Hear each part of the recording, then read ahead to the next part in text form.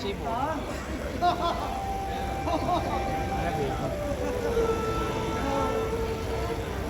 पाकिस्तान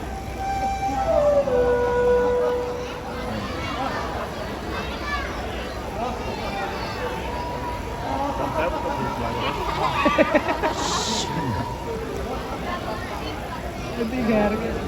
ना ना पूछना ना आप मान भाई